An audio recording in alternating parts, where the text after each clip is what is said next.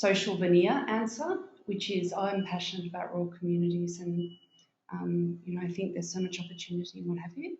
And that's the answer I probably feel like giving you. But the reality is I find living in rural communities really fantastic and really hard. Yeah. And it's at the point of social connection that I find it really hard. So I'll go to a community group or I'll participate in my local community. That's the only way that we can contribute, as I said, is as ourselves. But what happens when you overstep the mark or you become vulnerable or you say something that's misinterpreted or you are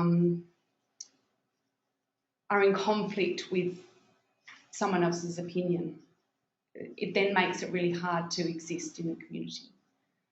And so you've got two options. You either tone it down and don't be true to yourself, or you make that comment and then you find it really hard to go to the supermarket for the next month.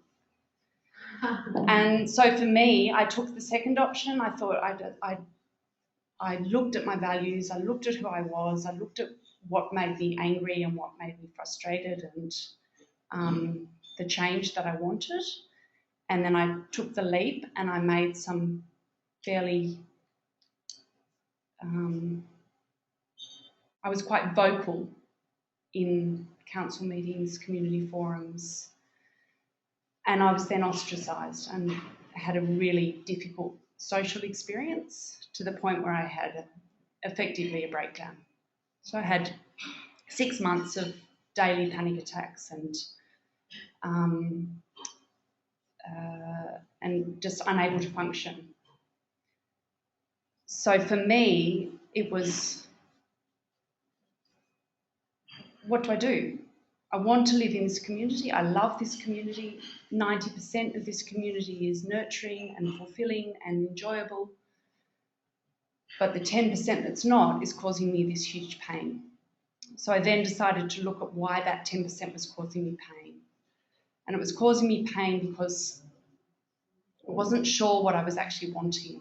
I wasn't sure who I was.